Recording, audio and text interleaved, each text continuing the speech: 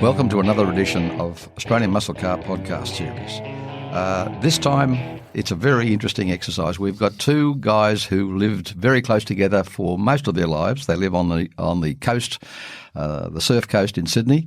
We've got Bob Forbes and Graham Moore, and these two guys, I think in their careers, you could almost paraphrase it by saying that they were the best of the rest, because neither one ever got a works drive, but they gave the works guys a heck of a run for their money. Bob, we'll start with you, for no other reason than we just tossed a coin. Your first experience with a muscle car was in 1969, but in fact, that was a Monaro GTS 327. From what I'm told, that was your company car. Is that right? You were a sales rep? Yes, that's correct, yep. It was an upgrade actually for me. I had a 58 FC Holden station wagon, used it for many years, and then eventually could afford this 327, so I bought it. In those days, you could always tell the cars that were on hire purchase because when they were running around on the circuit, they didn't have number plates on them. Well, that's interesting. Yes, I remember that. And I couldn't tell you now whether that was on hire purchase or not, Ray, to be honest.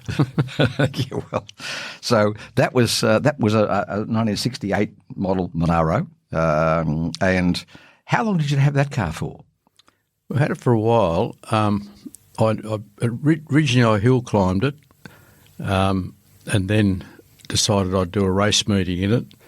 So entered that Warwick Farm meeting in 1968. And Des West was there, and this was sort of a start in a way of my career. He won the race. I came second, and a guy came and tapped us both on the shoulder and asked if we want to drive with him at the upcoming 12-hour race at Surfers Paradise. And we both said, well, why not? so we did it. And who was the guy tapping you on the shoulder? It was a guy called Ray Jones, and he owned Bardale. Ah, that's the connection. Yes. And he also was Heenan and Froud dynos. He must have put the agency for those as well. Okay. So he was well into the trade even at that stage. Yes, he was, yeah. So he was an excellent sponsor. Yes, okay. Yeah, he was good. Bob, I'll leave you for a minute and go across to Graham. Graham, you started a little earlier, in fact, a lot earlier. I mean, your first race at Bathurst anyway was in 1965 with Ray Kalida in a Cooper S, because the Cooper S was the gun car at that stage of the game. Did you race anywhere before that? I'm assuming you did. Yeah, I had a FX Holden, and I started racing in 63, and I raced that car at Warwick Farm, at Orange, Catalina Park. I think I raced it at Bathurst too, but I can't remember. I think we raced at Bathurst on the Saturday or Sunday, and on the Monday we went to Orange. But that was my start in motorsport. Okay, so again, a privateer. You know, you bought an old car, did it up, and that was the start of your career. That's it. Oh dear me! There's a lot of people like you in this game, isn't there? It's still happening, I think. Exactly. So, come back to you, Bob. Your first drive at Bathurst, that was 69, and were you driving the car at the start when there was the big crash, Billy Brown's crash at the top of the mountain, or was it Peter? No, it was me. And that was, of course, the year that Bill Brown had the first of his three spectacular crashes at along Mountain Straight and at Skyline. That nearly stopped the race on the first lap. Now, you must have been 20 or 30 cars back down the field, because that was right at the front of the field, and you would have come along Mountain Straight and discovered the circuit almost blocked. So did you stop, or did you get through the gap? No, I deliberately stopped, because at the driver's briefing they had said, because the communications were very bad from Skyline down to Forest Elbow, that if there was an accident up there, it had happened on the first lap, they were going to restart the race. Which, of course, they didn't do. So I got out of the car with my fire extinguisher, and there's plenty of photos of that, wandering around, checking people in upside-down cars and that sort of thing. But eventually, the field started coming through. So I realised that they hadn't stopped the race on lap one. They must have been going to stop it on the next time around. But that didn't happen either. So I had to get back in the car, and I made a mistake. I didn't put the fire extinguisher back in its holder, just put it on the front seat thinking, they must be going to restart it this lap. And, of course, they didn't. So I had to stop the car in the pits and put the fire extinguisher back in place, and lost the lap to the Cooper S's in our class. Well, you must have lost probably 3 laps at that stage of the game because you lost 2 laps at the top, just to 1 lap. Okay. No, yeah, effectively only lost 1. Oh, well, so where did you finish that day? Second. Second in class? Second. That's a pretty... when you consider how miserably the day started, that's a pretty good result. Yeah, no, it was a good result. We caught the car in front, and they were great, but we caught them but couldn't pass them. We didn't quite make up the lap. Ah, understood. So coming back to you, Graham, 67 was your first race at Mount Panorama in the 500-mile race. You were with Ray Kalida in a Morris Cooper S, correct? Yeah, 65. 65. Yeah. Oh, I keep getting my date wrong. Yeah, it's old age, mate. That's all. It is indeed. It is indeed.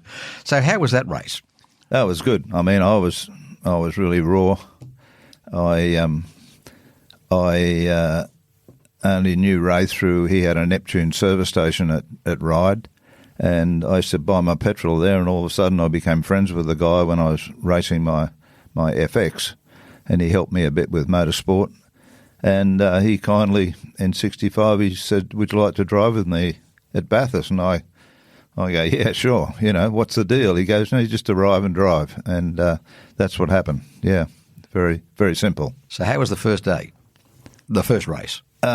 First race was good. We both settled in pretty well, and we ended up, I think, winning the team's prize that day, and we finished, I think, top 10 in the race. No incidents, no marks on the car, and it was a fun day with a lovely family, and we all got together and did a good job. Yeah, it's funny. You sort of think about it today in relationship to what it was like then. It was very much a family exercise, wasn't it? Or a very low key thing. You basically drove the race car to the circuit, put the numbers on, off you went.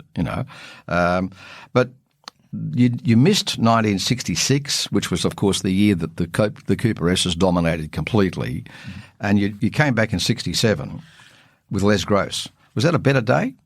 Well, it was a very similar day. Les, again, he just wanted someone to look after the car. He was a private entry once again, and I didn't know Les. He got onto me through a friend on over the bridge, and we just had a chat, and again I just arrived and drove the car, and we went all day, no dramas, no smashes, and it was a good result. I forget where we finished now, but it was a great result. So yeah, again it was for me it was good experience, Yeah. Well, I mean it's again hard to imagine in today's world being able to just turn up, probably never having driven the car until you went out in practice on Saturday morning, okay, because in those days it was a 2-day race meeting, and you just do your job, drive the car, don't touch anybody, don't hit anybody, don't wear out the tyres. You're a happy day. Yeah, we never knew anything about looking after the cars or whatever. I mean, I think in those days you just did your best with what you had, so it just happened. For me, I didn't know anything about motorsport at all, hardly at all. And I just jumped in the car and did my best and ended up getting a good result. Yeah. So that was the main thing.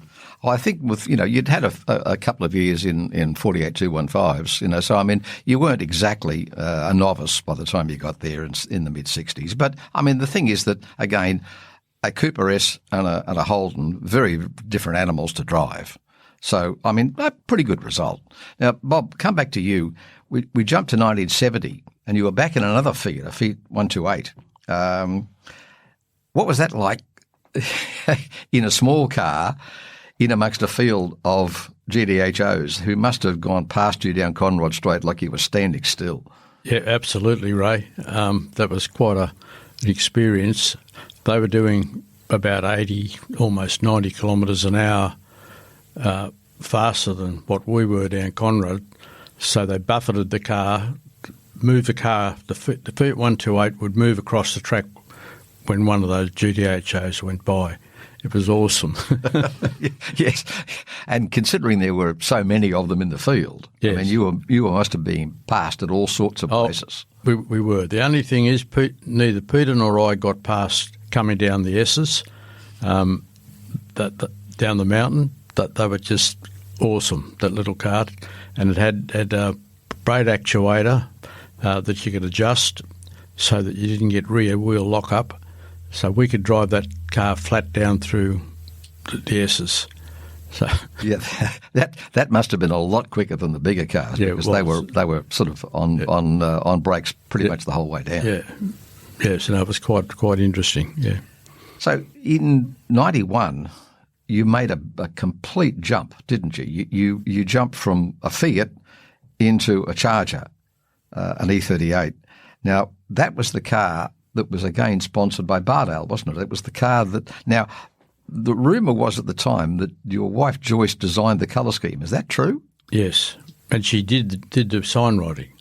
Is that right? Yes. Because the car looked spectacular. I mean, that's got to be the only car in the history of that race that was in a checkerboard pattern.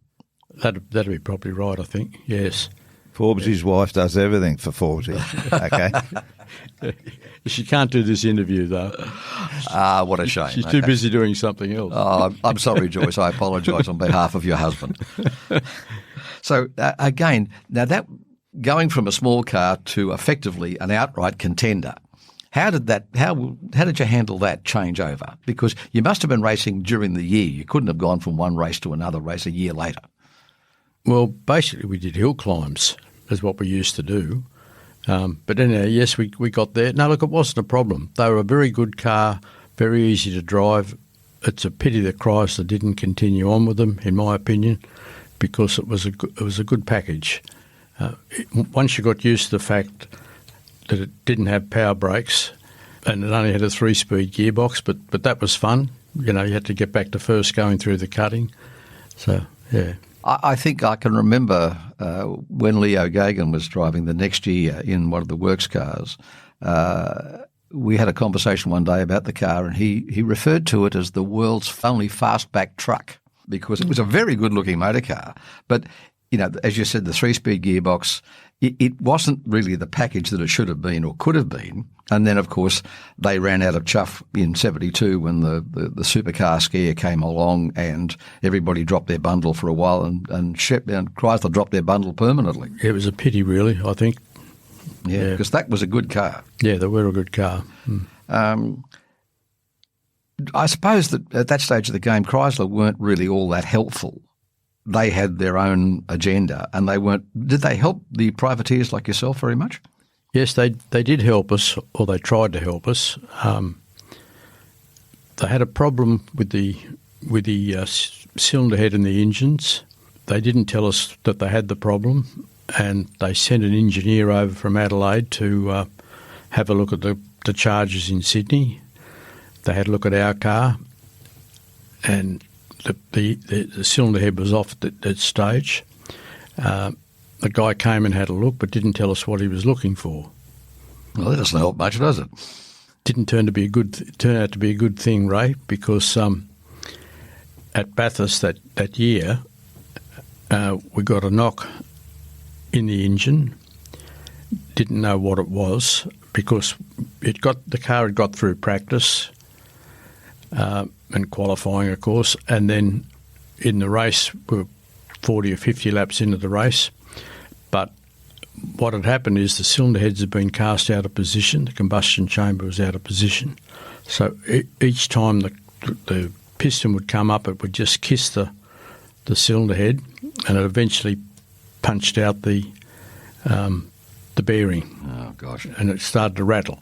Yeah. But when we got back to the pits, the Chrysler had a big contingent of people there, including the big boss, and they came around and asked us what had happened. And we said, well, we didn't know what had happened, but we had a knock and we'd lost oil pressure, so we retired the car. And they said, didn't someone come to see you? We said, yes, someone come to see us. what did they tell you? And we said, they didn't tell us anything. So my driver, other driver at the time, Johnny Milliard, he hadn't got in the car, hadn't had a drive at that point, so he wasn't very happy, and he let the man from Chrysler know that he wasn't very happy. I can imagine. Now, that was the year, I mean, a lot of the pictures of the car during the race feature a very well-dented driver's door. Now, there's a story about, let's refer to it as the fencing wire incident. Now, can you tell us about that? Yes. Going up Mountain Straight early on in the race, there was a guy in front of me, Scotty McNaughton. He had a coming together with another car, and they hit each other, and Scott got pushed off the track to the west, to the right-hand side of the track, went through the barbed wire fence, through the paddock up to the farmhouse, and ran into two people. But as he was approaching them, he saw that they were there, so he did like a handbrake turn effectively, spun around and came back to the track. But there was a westerly wind and it was blowing all the dust across the track. I'd seen this incident, I'd seen him go off, but I hadn't, naturally, because he was in amongst all the dust, I hadn't seen him do the 360 and was on his way back. Onto the circuit. So out of the dust came something, and it turned out to be him, and crashed into my door. But luckily I'm only a little guy, and they had plenty of room in them, and because there was no side impact protection in those days. He damaged the car pretty badly, but he didn't damage me. So I got out of the car, had a look. He hadn't damaged any of the suspension or anything, so I just continued on. And did he continue on? I don't think he did. I should imagine by that stage of the game he needed to go into the pits for a change of clothing. Yeah. Because that would have been a very scary incident. Yeah, he didn't know who he'd hit. He knew he'd hit somebody, but because of all the dust, he didn't know that it was me. Yeah. Well, at least you ended up still as friends anyway. That was a good thing. Yeah. So you also raced a Charger that year, a factory car no less. Now, how did that come about? Because you were originally they originally said you were going to team up with Leo Gagan, but you ended up with Doug Chivers. Yeah, I can't tell you how that happened, but we arrived at Bathurst and my name was on the car with Leo. And Leo, I was very privileged to be asked to drive with him. And apparently the fourth driver wanted to drive with Leo, and they asked me would I drive with Doug, and I said, yeah, I'm quite happy to drive with whoever. In a works team, you do what you're told, and I jumped in with Doug, yeah. So who was the fourth driver? Oh, it doesn't really matter. Okay, one of those stories, okay. So look, your career then moved on. Let's go to 1970. You got sponsorship from a Holden dealer, Norman G. Booth, in a Torana. Now, that was pretty much the start of a Torana association for you for a very, very long time. It was probably a 10-year association. In 1970, you went to Bathurst with your good buddy Bill Brown. Yep. That was the start of an absolutely fantastic relationship for you because, I mean, that sponsorship lasted for a long time. Yeah, Norman was a very low-key guy, the Olympic yachtsman, and the whole business was orientated about yachting.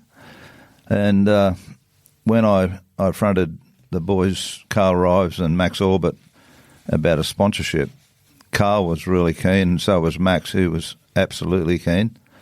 And that was 1970. That was just a small sponsorship in a slow car.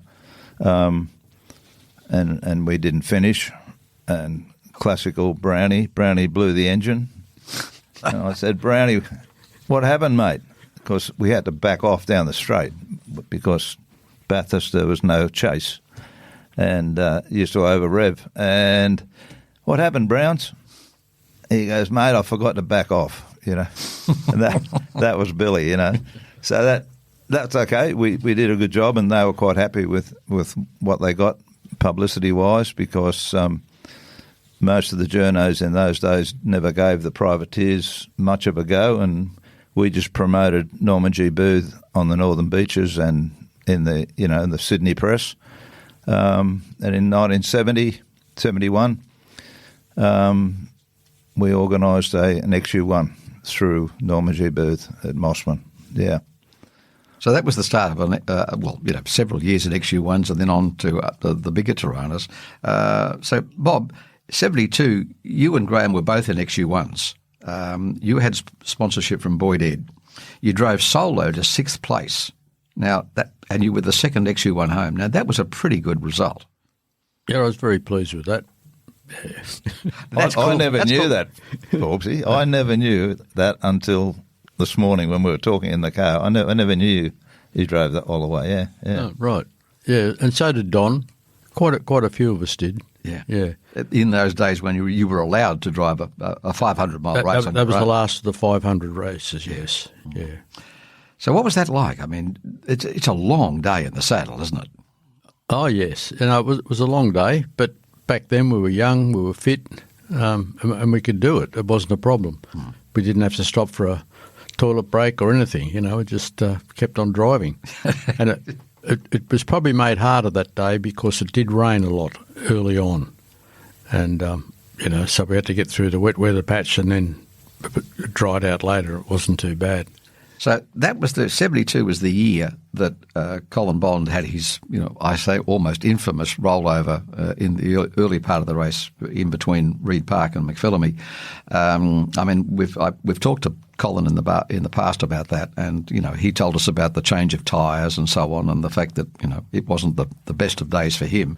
But you guys must have been in that group of cars in that early part of the race. That was probably it was only a handful of races laps into the race. So did you see anything of that, or did he just disappear off into the scrub and he was almost invisible? No, I saw him over the side of the road. He'd gone off the road to the left-hand side between Reid Park and McPhillamy.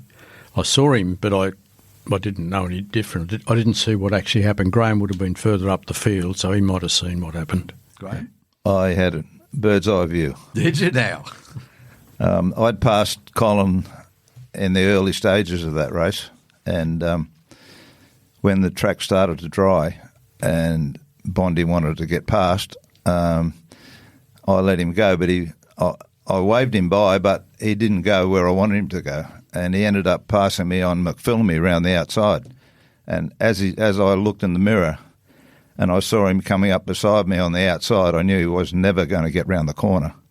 So Bondi just slid in the wet and all the muck on the racetrack, and he just slid into the wall, and I'd backed off enough, and he rolled over on his roof. He skidded across the road in front of me, upside down, and hit the soft sand and rolled again and ended up on his wheels. So it was pretty exciting. Yeah. I can imagine. Yeah, you must have been on the brakes pretty hard just to make sure that you didn't join his accident. Yeah, exactly. Yeah. But that's CB. No worries, as he said. No drama. No drama. Exactly. Yeah.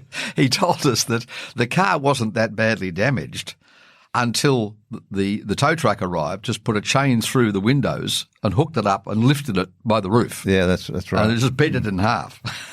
Yeah. Not a great way to get your race car back to the pits. Yeah. Oh dear. No, that was a pretty horrific 20 laps, that first 20 laps of that race. The rain was just horrific. And were you on rain tyres, or did you have just group slicks? We had intermediate tyres, and Bondi had a mix of wet and intermediate tyres on, and Brock had full wets on. And I mean, my car was really good.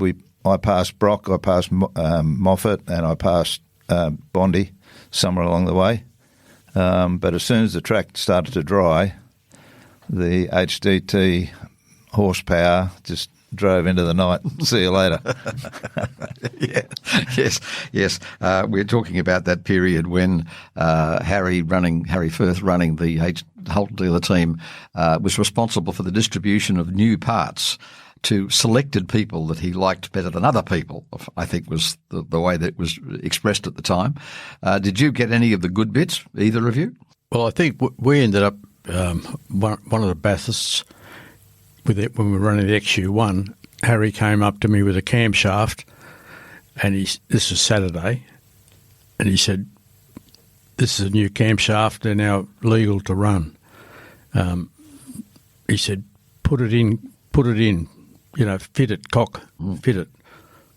But we decided not to fit it because if we'd have fitted it, we wouldn't have known whether the mixture was right with the new camshaft, or he would have had plenty of experience. He had the bits before us.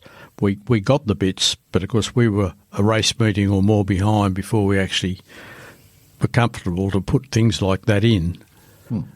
Because it completely upsets the tune of the car. Yes. Yeah. Well, it could have, and it probably wasn't going to be radical, but the last thing you wanted to do was have a lean engine or whatever. And particularly as you only got that piece of equipment Saturday afternoon, and you only had a few hours Saturday to decide. morning. Fairness. Okay. I'm joking there. I still didn't have time to fit a camshaft, I can assure you of that. It requires a little bit of effort, doesn't it? It isn't something you just can't clip onto the outside. No. So both of you were in series. That was I suppose the golden era of series production racing, wasn't it? Because you had three manufacturers, you had lots of people, you had three works teams, you had lots of people running privateer cars with various degrees of support. Both of you, you must have enjoyed that, but was the frustration about the parts the thing that sort of sticks in your memory? Come on, Graham. I'm ready to go. Go on. You go, Graham. Right. You asked the question, did I ever get any bits off Harry? No. We never got a nut and bolt off Harry until we did the 100 lapper at Oran Park. And that Brock won, Bobby Morris second, and we were third, but we were a long way behind. And so the scrutineers pulled the cars down, on the Monday night, and they pulled the cars down, pulled the camshafts out, and they said, "Moore, you got the wrong camshaft in. I mean, there's two camshafts here that are the same, and yours is different." We go, "Hey, we haven't even pulled the engine down. Like the engine's straight off the bloody off the production line, off the showroom floor." So that's okay. They took the three camshafts away, and I get a phone call on Tuesday, saying that Harry had just turned up at CAMS in Melbourne with homologation papers for the HX camshaft. Which made the cars of 2 days earlier legal. Dated on the Friday before the race. And they said, "You're still third." I thought I'd won the race, after this. And anyway, so that was the only thing and he sent a camshaft to us by post, and we got it about 10 days later, Well, but later's later. So that's as long as you got it. That's the only thing I got off Harry. Is that right? One camshaft. One camshaft. Yeah. Okay. So good old Harry. And the other thing in '72 when we had these intermediate tyres, Harry thought they were really, really cool tyres, and we ran up the front with the car, and he came over after I'd crashed the car at lap 82 or whatever, and he said, "Hey, Cock, can I have those intermediate tyres?" And I go, "Yeah, what for?" And he said, I want to run them in the Dulux Rally. And I go, "Okay, well, you've got to, we'll make some arrangements, either give them back if you don't use them or whatever. See you later." No tyres, nothing. But he was a good old guy. He's a bloody larrikin, but I like larrikins anyway, so. Absolutely. Yeah. Yeah, it's a shame we can't talk to the old guy. Oh, dear me. Yeah. Bob, I'm coming back to you again. You have the distinction of introducing Dick Johnson to the Bathurst major touring car race. Now, that was in 1973. Now, that was in an XU-1. How did all that come about? Because Dick was in Brisbane, you're down on the beaches. Well, I was talking to Colin Bond about it. We used to sail together, and I said I needed a co-driver because we were going out to a race that needed 2 drivers. And so he suggested that I give Dick a call. So I gave Dick a call. He was only too happy to do it. And it was a good fit for me because the cars were getting to be a bit more modified than what they'd previously been. There were, we could have, floating discs and various things. And he was a good mate of Ivan Tyres, the engine builder in Brisbane. So I actually did part of the preparation on the car at my home in Sydney, and then I drove it up to Queensland and left it with Dick. And he did a lot of the preparation, and the engine was done by himself and Ivan Ty. Because he was driving an XU-1 at that time. Yes, he was. He himself sponsored by Zups. Zups, that's right. And so he would have had a lot of experience because he was running a Shell service station at the time, wasn't he? Yeah, and that's where I took the car. Yeah. And again, just think of what you just said. I drove the car up to Brisbane. This is a racing car, right? Drove it up to Brisbane, gave it to Dick. He pulled it apart, and you drove it back again. Because I didn't drive it back. Actually, we brought it back on a trailer. Did you? Oh, okay. So that was pretty much at the point where it was race prepared. Yes. Okay. Yeah. Right. I stayed up there for about a week, I think, and worked on it with him, but then came back and went back up. Uh-huh. So what was he like first time round? Oh, no problem. Yeah. Good driver? Yeah. Go hard or go home. Yeah. Exactly. But he was a good guy to have in the car because he wanted to go harder than what I would have gone. The problem with that car was that I previously run 1103 Hardy Ferraro brake pads, which would go the whole race without being worn out. But he preferred the DP11, which was a great brake pad, no doubt about it. But you had to change them, and I think we did too many brake pad changes in that race, which put us back a bit. But still, we got a reasonable result. So in effect, the time you lost in the break in the pits changing pads wasn't made up for by the extra speed that you were getting on a lap time basis. Exactly right. Yeah. Okay. Graham, when series production sort of changed over to bigger cars, in 1973, you decided to go sports sedan racing with, of all things, a Ford Cortina with a V8 engine in it. What was the reason for that sudden change of direction in terms of what you were driving? Well, we knew we'd never get anything off General Motors, so we made a phone call to Ford, and Ford were very accommodating. They supplied us with a chassis and engines, gearboxes and all that sort of stuff, and we went out and built a real muscle car. We built mid-engined, Cleveland engine, 515 horsepower. Thank you, Peter Malloy. And it was a rocket ship, but it was very difficult to drive. The car was. That's all, and that's how we sort of got that association going. And I thought maybe that would lead to a GDHO drive. And it didn't. Nothing came of it, Yeah. So that was a car. Sports sedan racing was really starting up at that point as a class, because it was, and a lot of touring cars ended up as sports sedans. But that was 73. Now, given the story that you just told us about 72, I believe that you had an approach from Harry to join the Holden dealer team at one point. Was that in 73 or late 72? That was early 73. And you turned him down? Well, it wasn't from him. It was from someone else, yeah. Oh, okay. Yeah, on behalf of Harry, yeah. Right. I just thought we were getting parts and support off Ford, and being a loyal guy, I thought I should do the right thing and keep going with Ford. I couldn't see myself kicking them out and maybe having one or two drives towards the end of the year with Holden, and so we took the punt and we built the car, and there was nothing more said. Whether it was a good move or a bad move, I'm not sure, but that happened. Yeah. So in '74, both of you ended up with Torana L34s.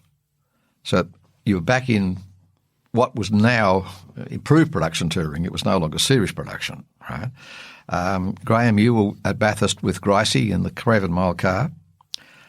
That wasn't a very good weekend for you, was it? That wasn't a very good car. No, I've got to say that wasn't one of my best Bathursts, both on the racetrack or off the racetrack. So, yeah, no, it was a bit of a disaster, yeah. Just mechanical troubles? Well, the engine lasted 17 laps, you know. You could call that mechanical trouble. And I think a lot of people knew that it was only going to last 20 laps anyway.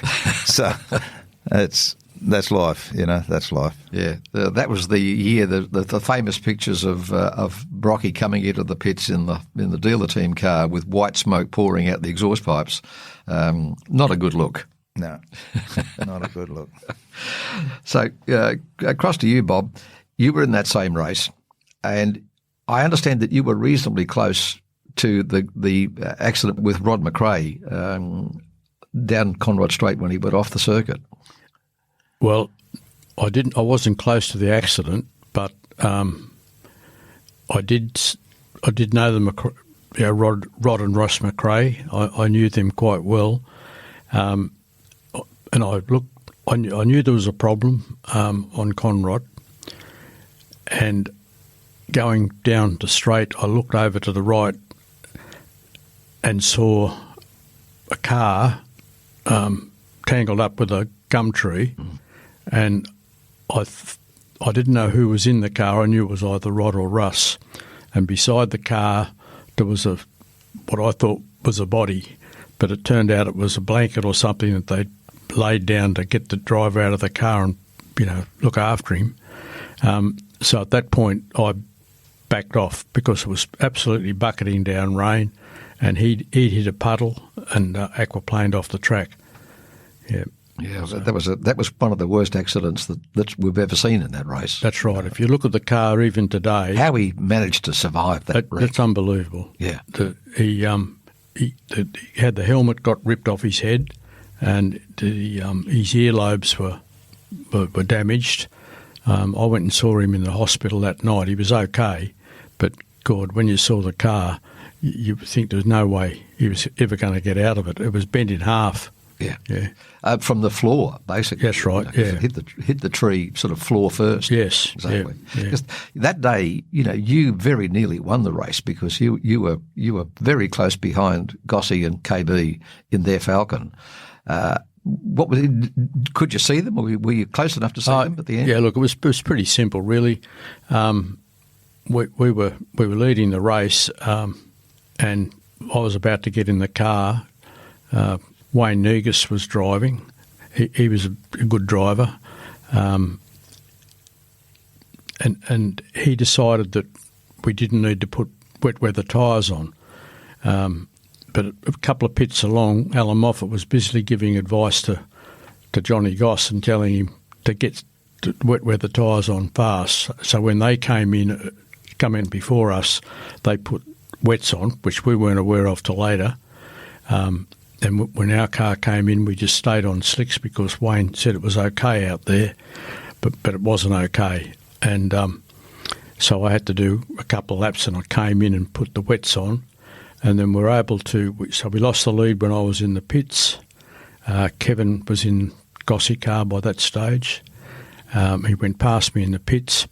Yes, I was able to catch him because the Torana was better in those conditions.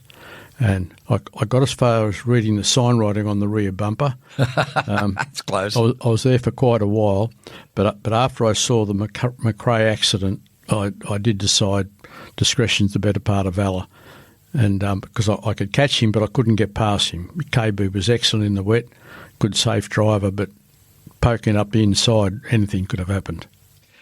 Like happened with Graham and Bondi. You know? Yeah, exactly. There's an interesting story which you might not be aware of around that race, because Gossie was contracted to Bridgestone, and on that day, Bridgestone, when it started to rain, they didn't have enough wet weather tyres. And they'd all gone by the time Gossie decided to put some top wet weather on. So he bought a set of tyres from Frank Maddich, Goodyears.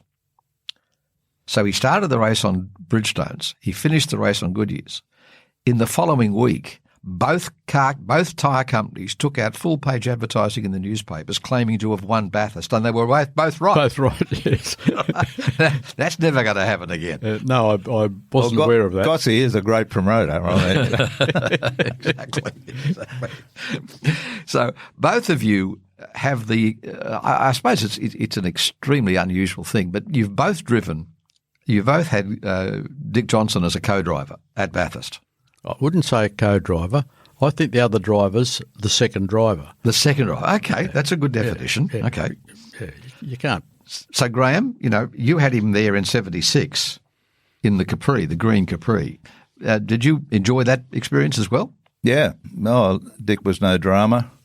And Brian Burt Ford supplied a nice little transporter for us, which was just an open transporter, car up on the back and a tent off the side, and we thought we were the factory team when we got to Bathurst, And but no, Dick was good. He was fast and did a great job. No drama, and he's gone to bigger and better things. Yeah. You were 10th outright that day against a full field. In those days, of course, there was like 55 cars on the grid. To finish 10th outright in a Capri is a pretty good result. There's a good story. I love telling stories, Please do.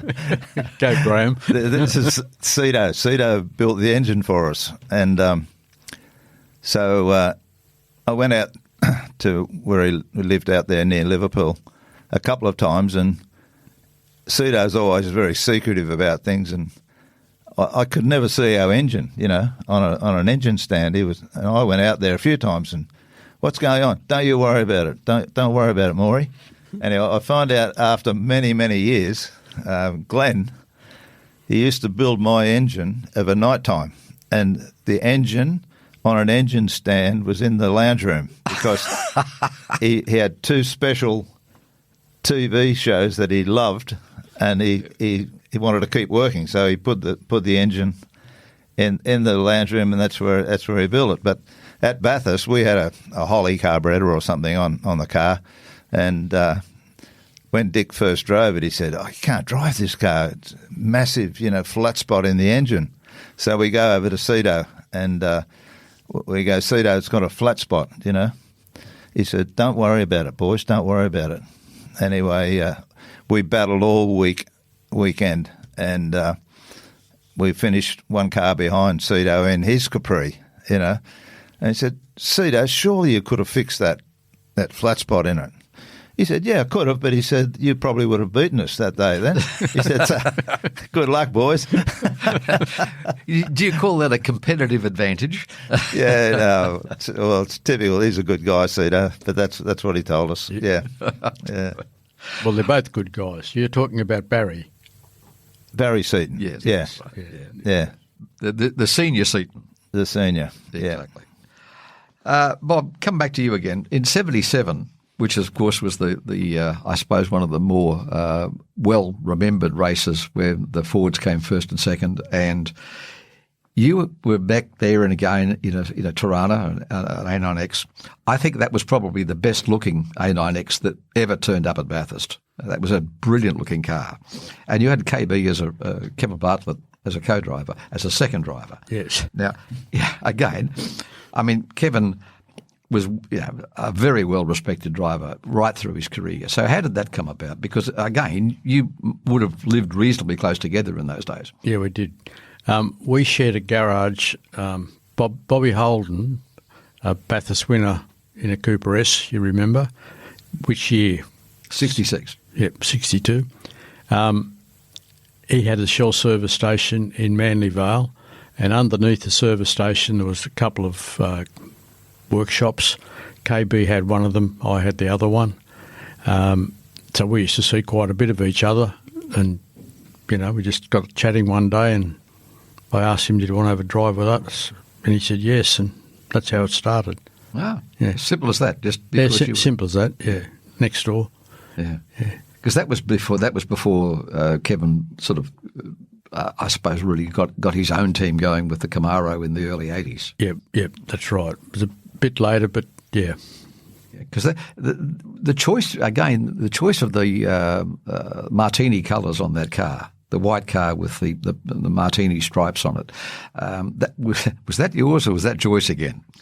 No, well, that came about because we went to Le Mans the previous year with Warren Smith from Gary and Warren Smith Holden from Melbourne, and the Martini Porsches were there, and we loved them.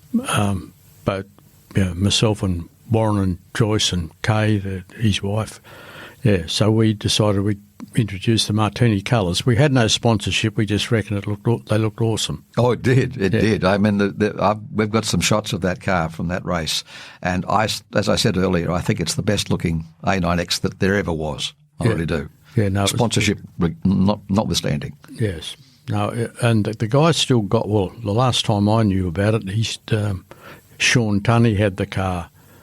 I haven't seen it lately, but it's the original car. Yeah, he's got the logbook for my race days, and yeah.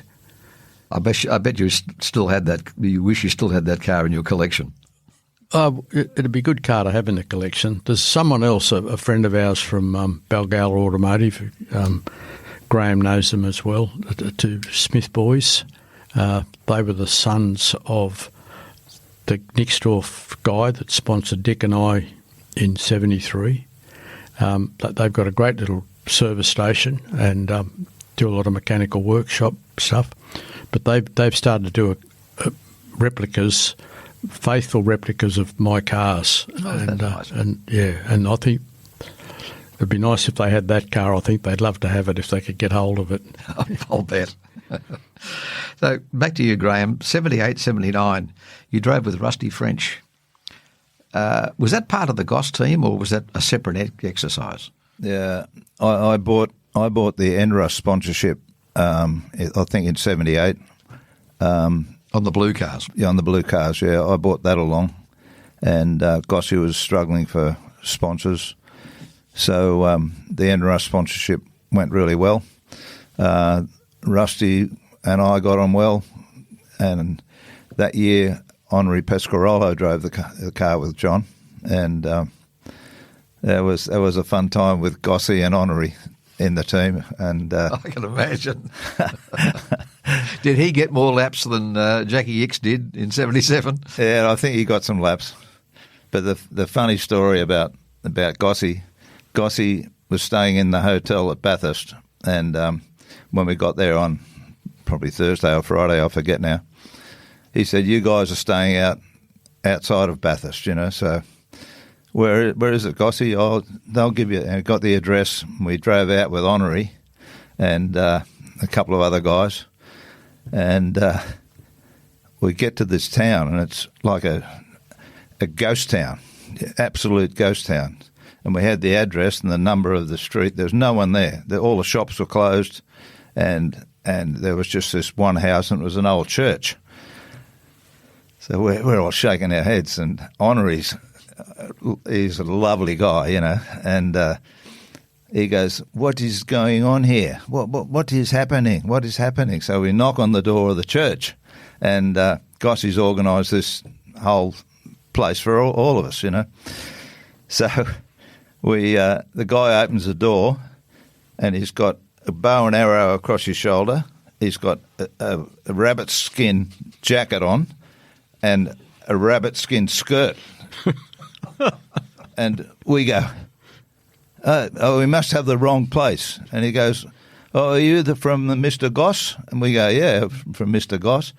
And we walk inside, and there's a massive big painting there.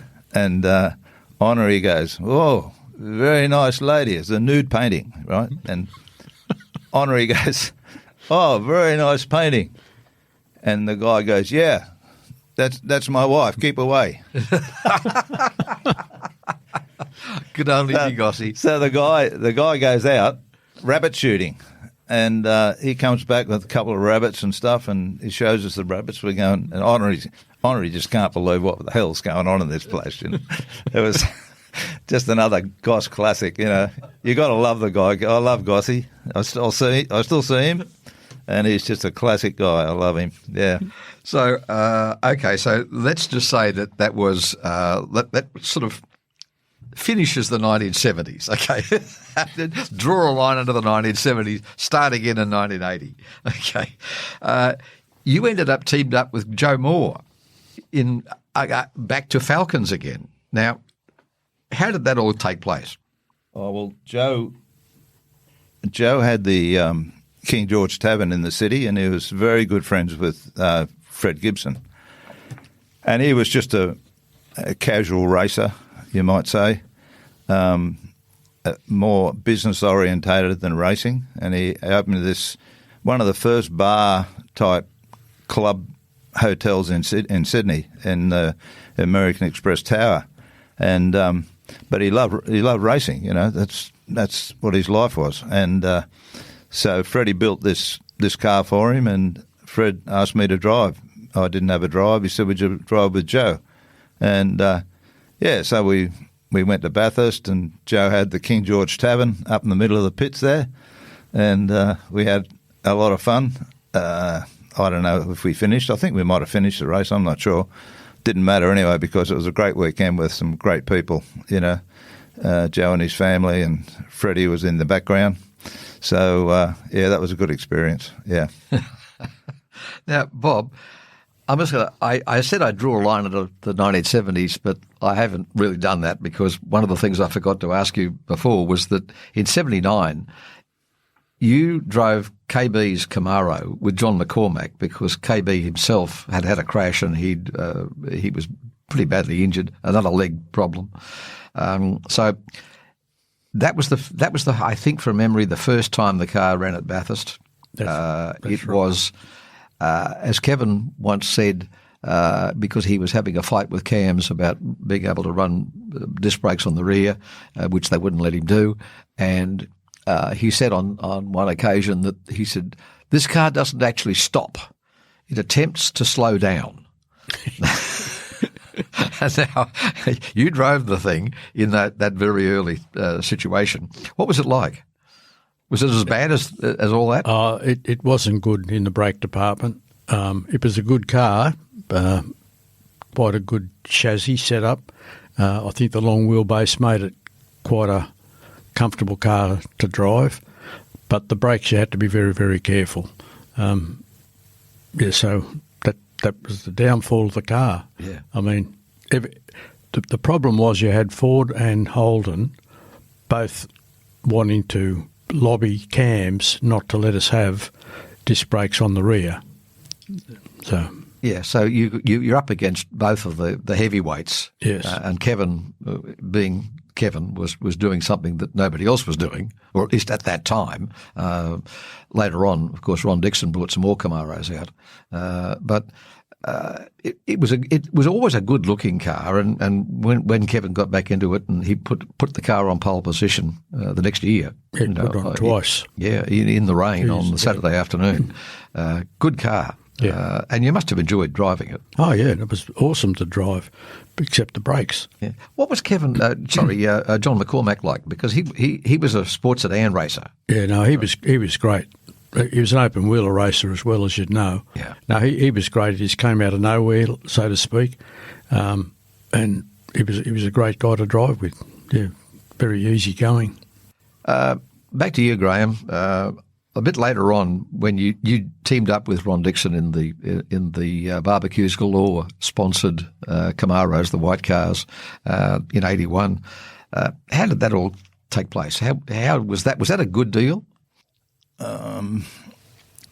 Well, Dicko bought the cars as race cars from the US, and he again didn't have much money to run the cars. I actually organised the Barbecue Galore's money for him. And so I wanted to make sure that everything went as well as we could. We did a lot of publicity, and we got a lot of publicity with the cars. The cars just weren't as good as what they should have been. Now, Ron bought the 2 Camaros out from the States, and they were supposedly race prepared and good cars, and he bought them in good faith. And we ran them at Amaroo Park, which was pretty amazing, driving those cars around Amaroo Park. Alan Jones was supposedly going to drive the car with me. He came, he had a test day, and he then decided he wouldn't drive the car. So Ron got a friend of his from the States to match up with me. So the Barbecues Galore money that I brought along, that funded both cars for the race. Again, the cars were okay to drive, but didn't stop at all, you know. And but Ron, you love him, you hate him. Dicko's a good guy, and without Ron, we wouldn't have had the good pit facilities that he organised at Bathurst that most people forget, you know. So, yeah, interesting guy, interesting cars. So what do you say? Thanks, Ron, for the drive. I loved it. Yeah. Dear me. So staying with you for a moment, Graham, the end of Group C, which was 1984, and that was the year that, of course, Brock was the champion of everything. You drove at Bathurst in a Mazda RX-7, Phil Christensen's organised car that came out of Mazda and sponsored by the Ghostbusters movie. Now, that's got to be a story in itself, because going from V8s to an RX-7, a huge change in everything mechanical. What do you remember about that year? I remember it's just another car to drive. Christo again asked me to have a steer, and I was happy to sit my bum in it. And cars arrived. The other car was a very, very good car. It was a Barry Jones prepared car, and Bob Morris and I forget who else drove that car. Barry Jones, I think it was. And that car was very fast. Our car was a car built in Tasmania, and it was okay, reliable, and it was a bit of fun to drive. It was good, and Christo loved it. And I said to him, mate, as soon as you got Ghostbusters on the car, we won't win the race, but we've got to win the PR. And so we decided that we're going to do something crazy at the meeting at this old ghost house in Bathurst, and the rest is history. We put together that old guy coming out, shaking his hand with the drinks, and he was all dressed up in a dinner suit, a butler suit, exactly. Yeah. And Mackay and myself were there, and went all over the TV, and every magazine took the shots, and. Yeah, we didn't win the race, but we won the PR, so that was good. Thanks, Christo. So, Bob, so after 84, 85 is the start of Group A, and a complete change in everything mechanical to a great degree. And you teamed up with a Belgian chap by the name of Michel Delcourt. First of all, how did you meet him? I assume you met him in Europe. I met Michel when he got off the plane in Sydney. I see. To come out and drive the car. Michel drove a Volvo 245T at Wellington Street Race. And the car arrived there on the Friday. Couldn't get it out of customs until Friday night at 11 o'clock. And Robbie Franchevich and Mark Petch, that was their car, and Robbie was the driver. And Michel was the works driver for Volvo in Brussels, in Belgium. And they started, Michel had 4 laps in a Nissan Pulsar around for practice on Saturday, because the car wasn't, had to get off the out of the airport and to the racetrack, and by the time no one got any practice in it. But Robbie had driven it quite a lot. So they said, you can start at the back of the grid. So Michelle jumped in the car at the start and went from the back of the grid and won the race. And unbelievable times. He passed everybody, including Brock and whatever. And so I thought, I think this guy can drive a little bit, you know. So, yes. Who were you again? I looked him up on the phone in Brussels, and Michelle, Graham Moore, you don't know me, but I'd love you to drive at Bathurst with me. And he goes, oh, very good, you know. So I organised his airfare, that's all. I said, you're not going to win the race, you know, but you're going to be there all day, and you'll have a lot of fun. So he arrived here, and we teamed up, and we did well, and we're still mates today. I saw him in Europe last year, and he's one of the nicest guys you'll ever meet in all your life. Yeah. Now, 86, of course, was a terrible year in many ways at Bathurst. That was the year that we lost Mike Bergman. You were in that race, you know. I saw the accident from the helicopter. We won't go too much into the detail of that, but that was the team run by Bob Stevens, is that right? That's right. Yep. Yeah. And Bob prepared our car also. And yeah, that was pretty sad. And I was in the car when it all happened. In fact, again, Bathurst didn't have, you know, the zigzag down the bottom. We went straight down the straight, flat chute. Over hump one and hump two. Yeah, over hump two. And I looked in the mirror and Mike was beside me and he just went straight past. And sadly, he had the wheel turned right and he ran into the bank and the car just took off, and it was very sad, very sad. And when I came in on about lap 34, I think, and Michelle got in the car and off he went, and we had a team meeting and we decided that the best thing we should do is continue on. And Mike's wife was included in that meeting and whatever. So that was a big day for us. We finished, I think, 7th that day. And Bob was broken-hearted because he was absolutely great mates with Mike, and the families were great friends. So, yeah, it was a rough day for everybody. And there's a really beautiful interview with Michelle after the race. And just recently I sent him a whole lot of stuff, and one of the things was the interview that he did after the race. Yeah, it was. Yeah, no, that was a tough year. Yeah.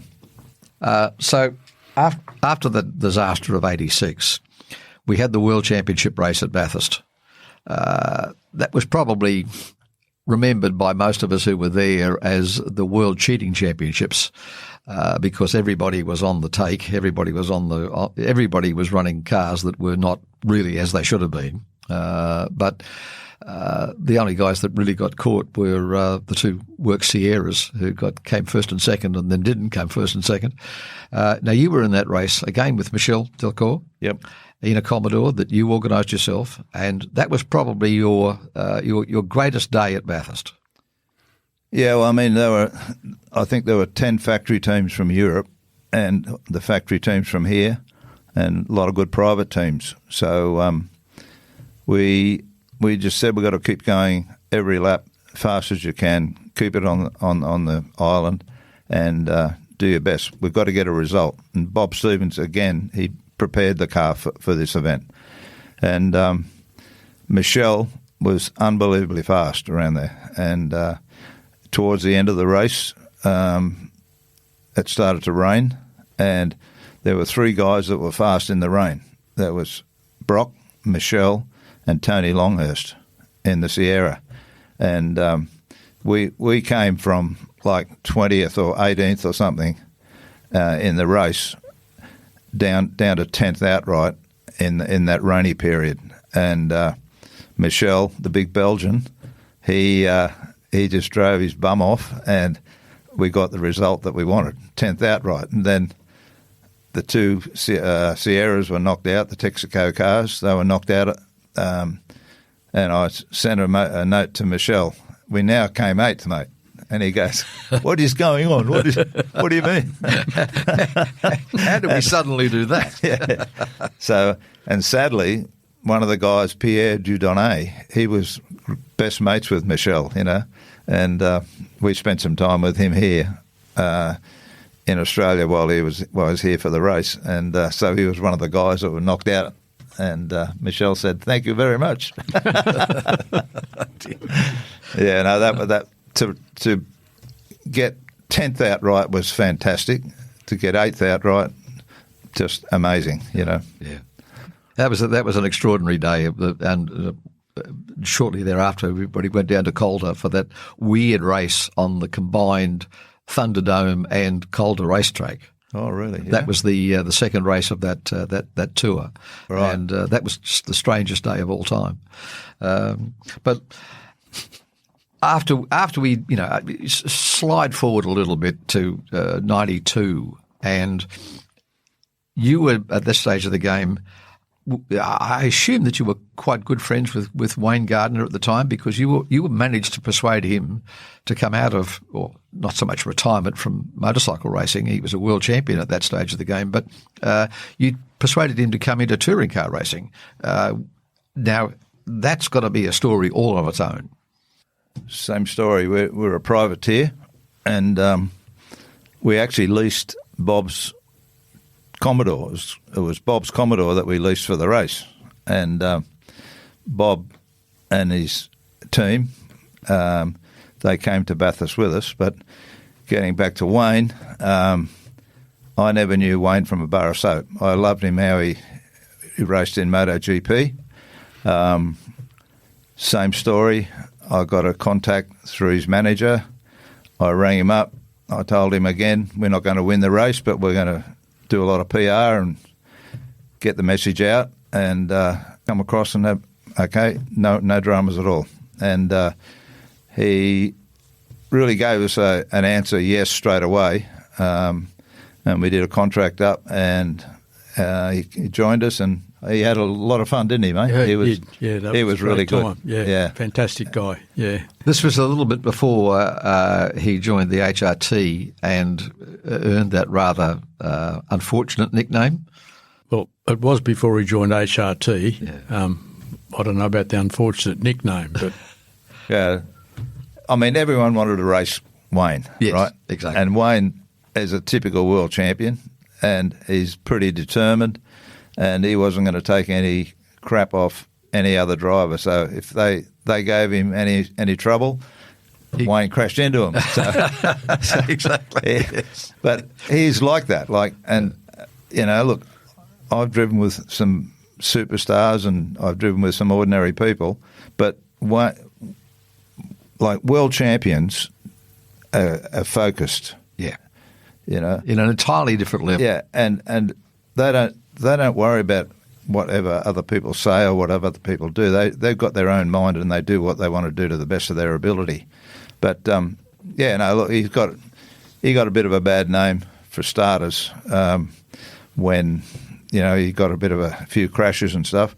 But in saying that, he still had a competitive drive, and then he started Coca-Cola Racing up, and that was quite successful. And he's a goer.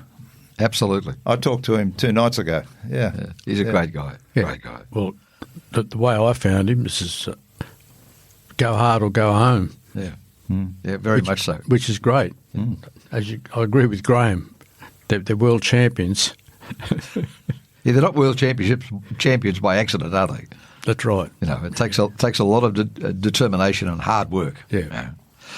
Coming across back to you, Bob, you kind of retired in the late 80s, but then you came back in Group E when that Group E started with a series production Commodore V8. Was that sort of just like a rebirth, a regeneration of interest? Oh, yes. Yeah, that's what it was about. I mean, the modified cars were a lot more expensive to run, required a much bigger team setup.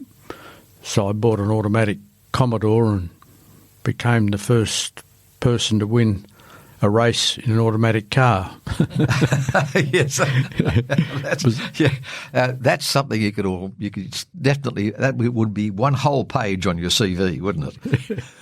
Yeah. Where was that? Was it Ora Park? No, it was at Sandown. Oh, okay. Yeah. So a 10-lapper or a longer race? No, it was only, probably a 10-lapper. Yeah. And did you drive that car for the whole year? No, I just drove off and on various events. Uh-huh. Yeah. The 240 GT Volvo was the competitor to it. Yeah. Anyhow. Yeah. It was very simple. Like, didn't have to do anything to it whatsoever. I can remember when they introduced that class, the so-called series production cars at that time, the six-cylinder, at one stage the Holden six-cylinder and the Ford six-cylinder, and they were about $15,000 each. But both manufacturers said that they made a number of, let's call them race cars, series production race cars that were about 5 times as expensive as the standard one because they were perfect race cars, right, or perfectly series production. Yeah, well, this was a V8, not a six-cylinder. No, It's a 253 V8. Yeah. Anyhow. A most unusual race car. Yeah. Most unusual. Yeah, no, but it was great. Good fun. Yeah. Exactly. Look, getting towards the end of today, I'll come back to Graham just for a moment. One of the things that you've done as a driver, which few other people have, you've competed in the 1990s in 4 Spa 24-hour races. Now, they must have been a lot of fun or a lot of hard work. Yeah, look, Spa is an unbelievable circuit. Again, I drove with Michelle and other drivers. An amazing place to drive, and the Belgians were very accommodating and very, very happy to have an Aussie there. I drove a Commodore the first time, so we won the team's prize that year. I've got a nice trophy at home, and there were 3 cars, King's Cup they called it, and 3 cars having done the most laps in the 24-hour spread. So that was good. And then I drove 2 Porsches, and then I drove the factory Opel for the Belgian Opel company. So it is an amazing racetrack. You've got to compare it to Bathurst, fast and undulating, and it is just a really great place to go and race. So I've driven a factory car for Opel, a factory car for Chrysler, and I've driven a Renault Laguna for Williams Touring Car Engineering. I suppose that's a factory drive too, isn't it? Exactly. Yeah. I'll go along with that. Yeah. Definitely. So it's been fun. Yeah. Look, gentlemen, I think we'll start. Well, I think, gentlemen, we'll stop there for today anyway, because we'd like to get you to come back on another day and talk about the second half of your careers. Both of you had really interesting careers after driving. Certainly, Bob, you had all sorts of arrangements with different organisations. You ran a Nissan GTR. You've had lots of involvement in the latter part of, the early part of supercar racing. Graham, you've been around for donkey's years, and your career continued on. You just mentioned a moment ago about the Williams team. That's a whole other story. So would you mind if we just said, that'll do for today, come back another day and we'll do it all again? Yep. Sounds good. Thanks, Ray. Bob, Yep. Yes. Graham, thank you so much for coming. This is Ray Berghaus. I hope you enjoyed yourselves. Well, friends, that's the conclusion of another episode of the Australian Muscle Car Magazine podcast series. We hope you enjoyed the tales contained herein and look forward to seeing you again soon. In the meantime, be sure to check out musclecarmag.com.au for news stories, news and galleries from the Muscle Car Vault.